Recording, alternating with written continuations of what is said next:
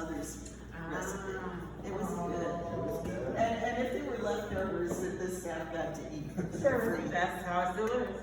It was always good. I was wondering, what were the demographics of the clients? When did it start? I don't know, just what was the shifting that you saw?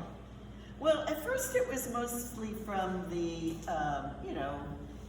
middle class and upper middle class white gay community, but very soon it became very diverse. Very and, soon, okay. Young and old, black and white, Yeah. rich and poor. Yeah. Because we kept expanding into different parts of the city where the demographics are very diverse. So, I mean, what would you say? Definitely, starting with gay white men. Yeah, that's where it started. And that's, if you see the development of the routes, that's where Capitol as you Hill. go into Capitol Hill, DuPont. Anacostia, things like that. You Yeah. can see kind of where the is going. But we have to start up those. We go out and look for. You would always go out and get the churches. Yeah, and drop-off centers. They still deliver Fairleigh Presbyterian. Yeah, I I picked see up there. that. Yeah. Wow. Over there. And but I remember Rascals. Remember Rascals? That Oh, bar, yeah. just bar up at DuPont Circle. It was a And drop-off center. It was a drop-off center. And the guy Archie. Pickup center too. Archie. Remember Yes, I Archie? do. So he had offered, and so I went up there and I said, I remember going up there thinking, okay, well, Archie, where would we drop off the meals?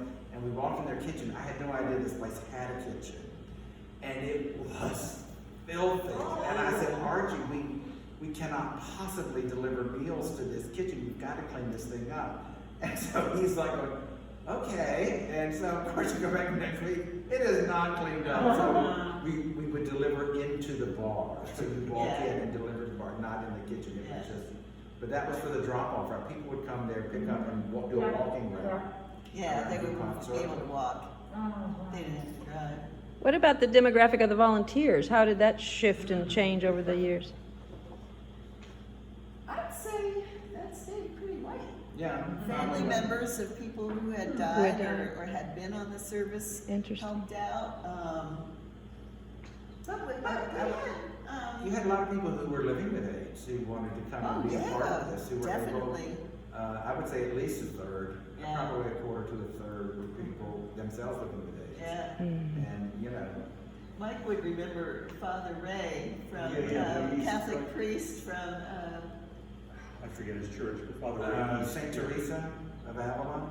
Yes. Yes, he was at Saint Teresa of Avila. and he would come and wash dishes on his day off. Wow. And I didn't really know who he eventually became a Monsignor over there. Oh, wow. But what a nice guy. And I really didn't know, he didn't wear his collar when he came, and then Mike Morris would come. He lived in Tiber Island, one of the high rises here on the river, and he'd been a business person. He was living with HIV, and he would come and wash dishes because he could just walk over after they moved here. And I just had lunch with Smitty on Saturday. I get calls from Smitty just out of the blue, like every he 8 calls months. everybody. And I'm Right, like, crazy. and sometimes he won't leave his name. I'm going, who is this? I'm like, oh, it's Smitty. It's got to be Smitty. Yeah. Anyway, his partners, that was Mike's partner. And finally, Mike said to me, he said, so what's your business plan? I said, what's a business plan? I didn't know what that was, and I didn't have one. He said, you need one, I'll help you get it. So he really was a huge difference in helping us to grow organizationally, Wow. with a plan. Wow. Well, I It's volunteered. amazing what I didn't know. Wow. I didn't know anything about the food business. You just have to hire people smarter than yourself to be a success. Well, That's the key to success. But you Hire had the people. vision, and for some people, Right. the vision is the hardest Vision, thing. yeah. You had the vision for sure. Well, that's true. I don't know where we'd be without the vision. Yeah. Yeah. Yeah. Well, thank you. Well, it's the truth. But I also had the greatest staff in the world. I mean, our staff, They were pretty awesome. we had a lot of fun. We would have volunteers come in. I remember this one guy was an accountant for some boring government agency. He said, I really hate my job. How can I do this? There is joy here. And, you know, it meant a lot to volunteers to be able to see something different in their life. Well, people would, and we used to do these yard sales, because we had so many people whose friends or lovers died, and they would say, well, we'd like to do something, would you? And so we started just doing that. We thought, okay, well, we'll try it. And the stage would be just filled with crap. And tell you the truth, we would go over there, and a lot of it was like their clothes and stuff. It was not going to sell. Yeah. And it was just, you know, and we did that for several years, but it was really just as a kindness to these families who wanted to help in some way. But there was this one guy who had died. And so I noticed, I said, oh, I love that Rolodex. And he goes, Brent, please, I know you would want your hands. Take that Rolodex. And it was one of those old-fashioned huge. And so I didn't know this, but the guy, I'm sure you remember this, was like a talent agent. Yes. And so inside this Rolodex was all these relatively famous people. And so one of them was Shelley Winters. You know Shelley Winters? Yes. Okay. So at the Christmas party, everybody's kind of, did you know? That was one of our things. So we would, you know, we had the number of this. So at the Christmas party, everybody's kind of, you know, having some drinks and everything. So we get the speakerphone, and we call this number, and everybody goes, hey, Shelley Winters, don't go on the button, and all this, everybody's yelling at this. So, but we, you know, it was her agent, so we, you know, whatever. So we thought. So then, this was after we moved to 58 L Street, Tim Kiernan, you know, who, he had came in there, and we were talking about going to the gay games in Amsterdam, and I said, oh, well, I want to go to the Anne Frank house. And I said, so I can see Shelley Winters' Oscar, because she went for that movie, and it's in the Anne Frank house. And so he said, oh, it's not in there. This was Tim's friend who said, this is a smart guy. And I said, yes, it is. Well, let's call Shelley Winters. I just felt, you know, you hear this, hello? It was really Shelley Winters' phone number. We had been dialing all those years, leaving these obscene messages. And so I said, oh, Miss Winters, this is Brent Minor. You know, I'm a friend of, I think it was Lee Skellington, and she goes, how is Lee? I said, well, he's dead, but I have and we were talking about your Oscar. She goes, yes, it's in the Anne Frank house. And she said, why do you want to? I said, we're going to the gay games there. And she goes, oh, we have a happy games. And we're all going, we were flabbergasted, but this is really challenging. All those years we had been dialing her up. Those messages were terrible. That made me think about the funerals that you must have also started getting involved with. A lot of funerals, and some Holy Union ceremonies. Funerals too. and Holy Unions, yeah. Right. Yeah, people talk about going to so many services, you know, burying people. After a while, you just couldn't go to every one because it was just too much. Right. It's just you know, I used to compare it to, you know, the old TV show MASH. Are you all too young to remember that? It was like a MASH unit. We were dealing with life and death constantly, every day, every minute. But there was humor and joy and the camaraderie. You know, you just... You would show up with your meal for that day, and they'd say, I'm sorry, so-and-so died. Oh, yeah.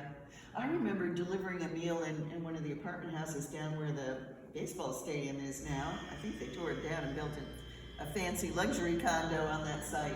And taking the meal up to that client, there was a notice in the elevator about another client's memorial service or death notice. And I didn't know that one had died, and I had known that person really well.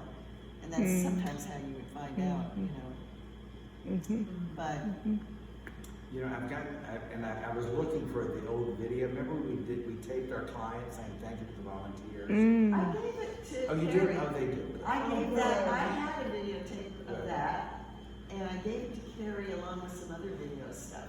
But nobody has a tape player anymore, so you've got to have it converted to be able to watch it. But you watch those, you just go, oh my God. I know. How bad video was back It was okay.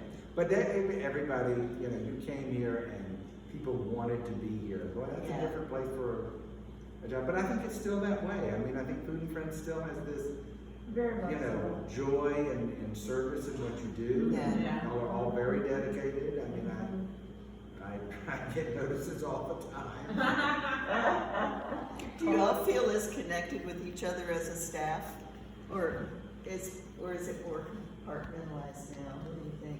I think so. I mean, I came from a much larger organization, and so I feel that, especially in comparison from where I come from. Yeah, good. Yeah. I don't know, what about you? No, I also came from an international NGO, and being in a community nonprofit like that really, opened my eyes to how close and connected people can be in art. Yeah. I really enjoyed it. And I'm new. I'm the newest one here, so Cool. don't ask me to. What's the annual budget now?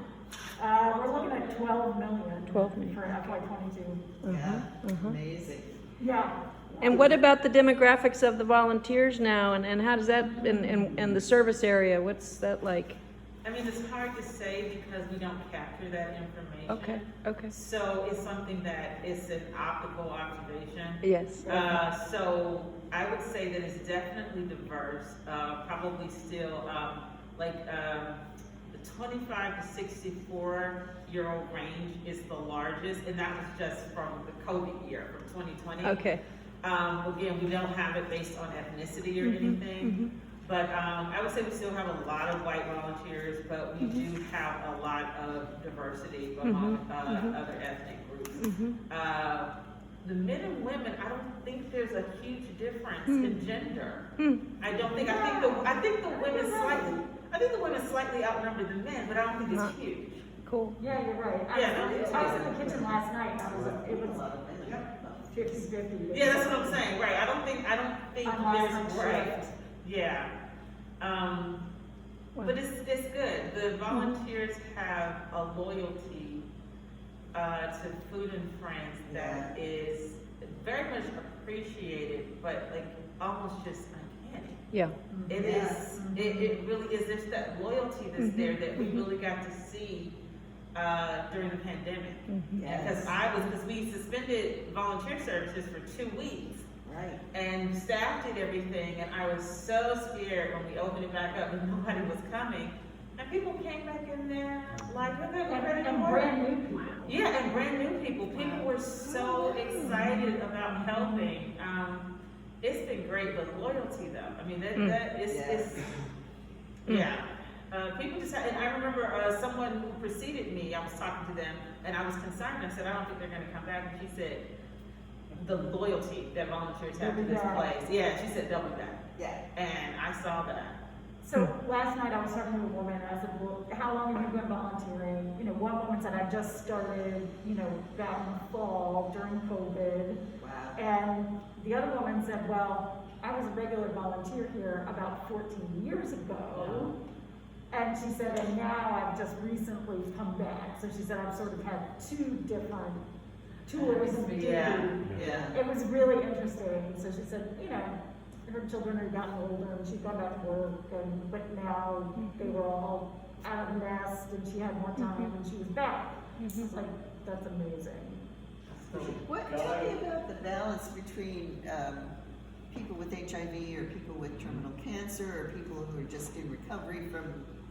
How does that sort of spread out So now? our client breakdown is about 25% are people living with HIV. And then the single largest group is people going through active cancer treatment. Yes. So that's about another 45%. Okay, cool. And then it's been 2 years now that we did a pretty major illness expansion and added 6 new illnesses. And those have really, that's grown much faster than I think we anticipated. But one of those illnesses is end-stage renal disease. So a lot of folks with HIV also have kidney issues. So that's 10% right there are those folks on dialysis. Yeah. So there are definitely folks with multiple issues. Right. If HIV is one of them, that may not actually be the issue that's causing them the most trouble at the moment. So I would have to run a report because I'm guessing those renal folks and the HIV folks have there's some overlap in there. Sure. Yeah. You were gonna ask us something? Well, is this congregation justifiably proud of what they did? Oh my God.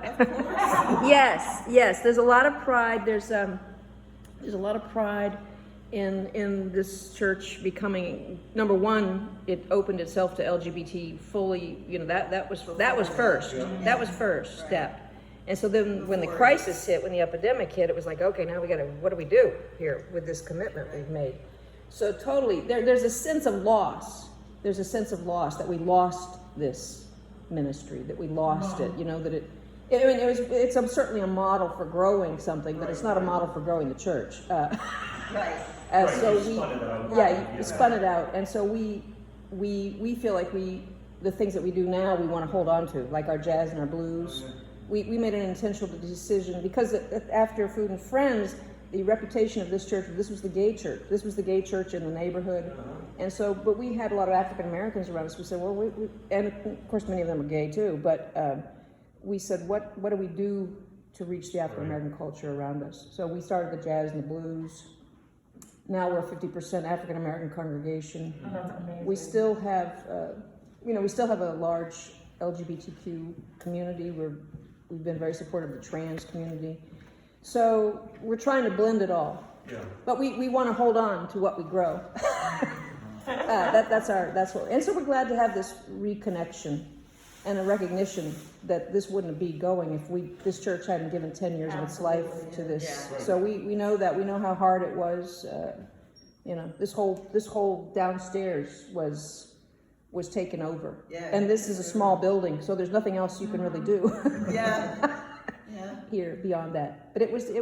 And we actually rented an apartment in the building across the park there for a few administrative staff over there. Oh my goodness. Until we Yeah, could, yeah. until they could move into L Street, Right. which is now torn down. Right. And they're gonna be tearing down the church Yeah, and we're building we're low-income housing. redeveloping our building here, God willing.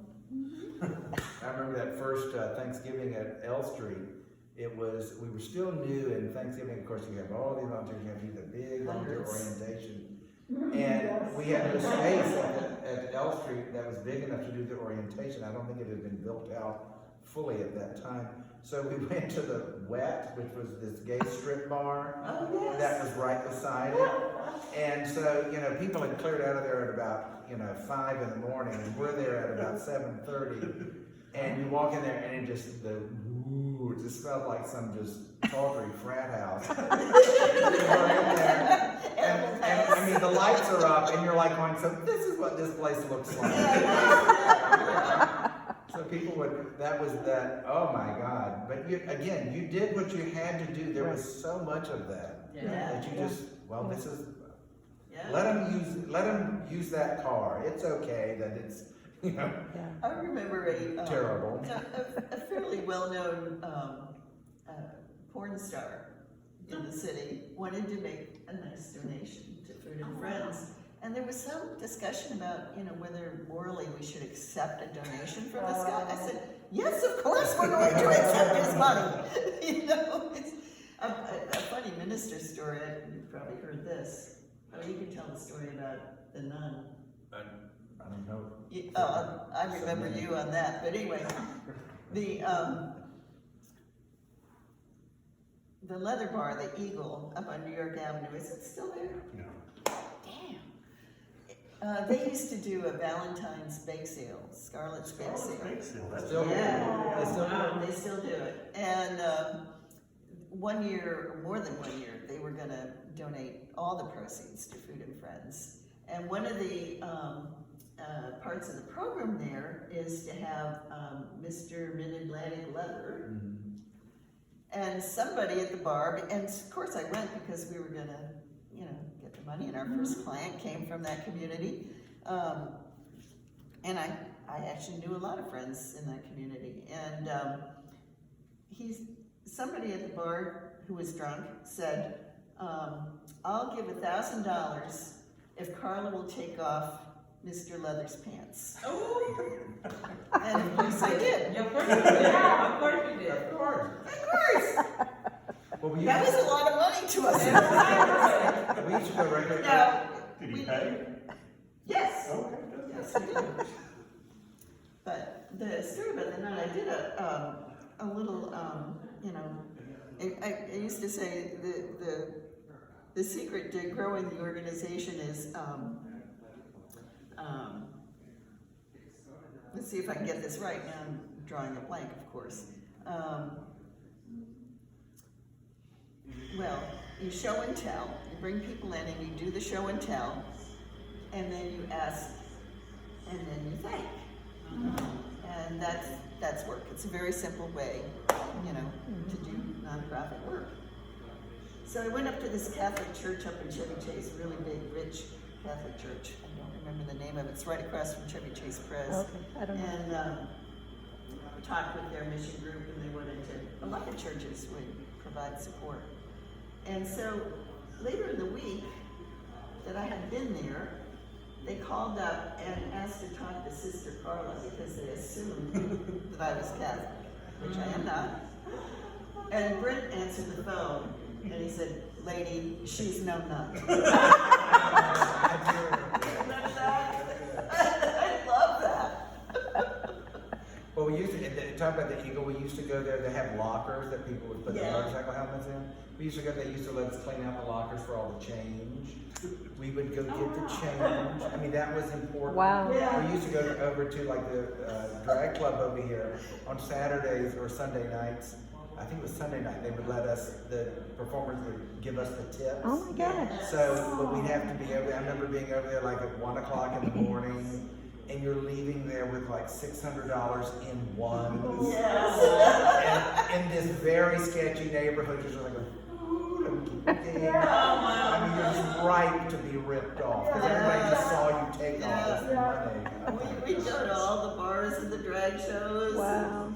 You know, They, the pride it was parades, the protest leather marches. community and the drag queens were the first to really come out and support Yeah. food friendly. We would never be where we are without those two Yep. communities. Exactly. Absolutely, positively. Yep. I mean, God bless everybody else, but it hit their communities probably the hardest initially anyway, so they responded as best they could. Yeah. I'm sorry, Brent, you said the drag queens and who The else? leather community. The leather, yep. And there was an organization called Black and White Men Together, Oh, right, yeah. and a couple of other, and some of the lesbian organizations too were extremely dedicated. Yeah. You know, I had a lot of friends. What was her name? She used to live up in Brookland. Yeah. What was her name? She was part of that Bread and Roses choir. What was her name? I can see her face. Yeah, I I can't think of can't her name. remember her name. Yeah. I should look through the volunteer news. I mean, just to show you, I mean, we used to print the client's I love full the name folders. in the newsletter. You know, Yes. because if you just put John, people wouldn't know who they were, so you would have to put their route and everything. Because that's how people learn. Because sometimes you might go 2 weeks before you deliver it again, and they was such cycling off that they Yeah. wouldn't think about that. But then all of a sudden they see somebody from their route on there, and so you know you wanted to know. And I don't know. By then it was just you know Hippo was just still a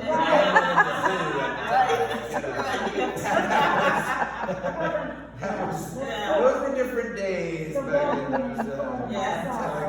Yeah. Mike, do you have any early memories of this place? I have fewer of this place. I have more being out in the More later, community, yeah. and seeing you at Scarlett's. You know, the Scarlett story reminds me, you know, your credibility in a marginalized sub-community of a marginalized community had a lot to do with, that a drunk at the bar knew you by name Yeah. was a lot of why the organization succeeded, because you were out there, you were trusted, and you were, I mean, physically doing something important to all of our loved ones. Listen, the best job in the world was to introduce her at a meeting because she got everybody still. Everybody. It was in the Pride Parade, it's When always the Act biggest Up reaction. endorsed us, Wow. That's they right. hated everybody. Who? Act Up. Oh, Act Up. The Oh, wow, yeah. Yeah, big organization. They went on Whitman Walker's case. You know, they criticized everything, but they liked us. We were the only ones they didn't criticize. Why do you think they like food and friends? We just dealt with helping people. We didn't get Yeah. into the politics of it. Yeah. We Yeah. didn't care what people Yeah. thought they needed to be fed. Everybody understands the need to be fed. Yeah. And really to be fed, And we Nurse were honest line. about our budget, nobody was making big money here, you know, and so, That too. yeah. that is true.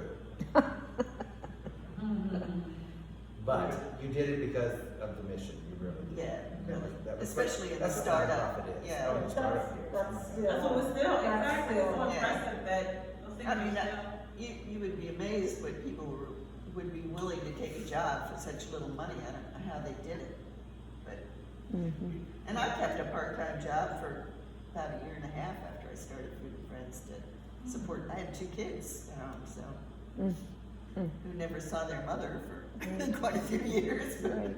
Do you, I would think that the dynamic is different because this was an epidemic. People were just dying right and left. I mean, it was so present. Is that dynamic of that crisis sort of thing still present? I mean, I just wonder what it's like now. How you sustain, I mean, it's obviously you sustain that care and energy, but it isn't a mass unit anymore. Right. I mean, I think one thing that we're always very intentional about is talking about our history and origin story and then saying, and thank goodness the treatments are so different. Yes. And people Yeah. are living Yes, with HIV. yes. But I think also the fact that our tagline is anyone can get sick and everyone can help. It's just really, you know, people are, especially over the last 15 months, Yeah. are just trying to find ways to Yes. help. And I think that is very similar to, Yes. like, it feels very full circle. Okay, That just so many people came out of the woodwork Yes. right. when our regulars, for their own concern and safety, had to step back for a time, and new people were just Right. trying to find ways to help. So you And, picked up with the COVID cases too? Or did how did COVID fit in with, no? So really for us, when you look at the laundry list of illnesses that will qualify a person for Yeah. food and friends services, it reads exactly like the CDC list of, these are the folks that are at most risk of complications Okay. Yeah. and death if they get COVID as Okay. well. So for us, it was really about, we want to deliver all these meals so that these folks can stay sheltered in I understand. place and reduce the risk Yes. as much as possible. Good. So, you know, on a very small scale, we had some folks that were on for a short amount of time because they had contracted COVID and they were quarantining. Right. But it was very minimal. Okay. It was much more about preventing a larger crisis for Right. our clients Right. if they should be exposed. Thank you. Thank you. I think people do get it because most people know someone in their family or a close friend or coworker who's had cancer or has been debilitated from an illness at one time or another, even if it was just aging. They know what it's like. I mean, even in my own family, long before I went to seminary, my youngest sister, when she was 25, which was a typical young adult age of people with AIDS in those days, got leukemia. Her immune system was totally compromised, and she died 7 months after her diagnosis. So I could identify with what was going on with people with HIV and AIDS because I'd had that experience in my own family, you know, and with, in that time, this was in the mid-70s, there was no hospice care. There was no bone marrow transplants like you get for leukemia these days. And she'd go in and out of the hospital. And I remember, you know, she'd be in pain in the hospital and she was getting morphine and they'd send her home without any painkillers. And I'd go and take her lunch. She'd be sitting in a bathtub of warm water knitting to try to, you know, withdraw from the opiates in her system. And she said, I think I'm gonna go crazy of the sound of the needles that I'm knitting. The sound of the needles was driving her nuts because she was withdrawing from the drug.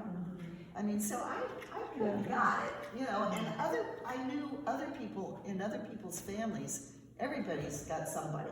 Yeah. But I think the timing of the trajectory, you know, what I remember about those days was, Yes.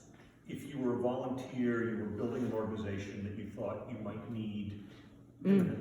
Yes. The trajectory from being staff to a client, from being a volunteer to a client, Yes. was short. That's true. Painful, and there was a terror that we all lived with. And thank God that's not today's reality. Right. But Brent that's lost his partner. right. I mean, we all had And it was a close connection to it. right. Yeah. But I do think about, in a lot of ways, that period, we were building organizations we thought we might need Yeah. in a year. Wow. Yeah. I hadn't thought of that, but yeah, I do remember people saying that. Yeah. You know, one thing I just want to add, I forgot to say, had Food and Friends not happened, I mean, it did happen, this whole kitchen got changed. You brought in some equipment, which we're still using. We talked about that. Yeah. Lord have mercy. And it does the jazz and the blues food, the catering company that we have that does that. And so you gonna start that we're up now? well, you know, when we can figure it out. I don't know how you all figured it out. You obviously figured it out doing food service safely. We haven't quite figured it out because we always used to do buffet style, you know, and everything. So we're not there yet. But thank God for the transformation that Food and Friends brought to the church. It was like this resource that was sitting there, like underutilized once you moved out. Yeah. And it was like, okay, this is here. What do we do with this? Yeah. And it became a major part of our new life. Yeah. Yeah, very cool. Yeah, we were, because it was a church built in, I guess in the 60s, 65. we were grandfathered in that we didn't have to have health department inspections. Yay! I don't think that goes today. But No, they come in. they come in now. But at the time that we started, Thank I found God. that out. That was marvelous. Because, you know, the chef said, well, you know, what about the inspection? This is crappy. Yeah. During a huge rainstorm, Oh, the sewage came up from the drain in the kitchen floor about like an inch deep. Yes. Oh my goodness. Oh my God. bad. That's was happened. really bad. That's happened a couple times And since. it's y'all- still happening? Oh man, it's still the same building. Yeah. Oh God. I remember when at 58 Elm Street, I ultimately went from volunteer to program director to the community relations person, but doing my own life.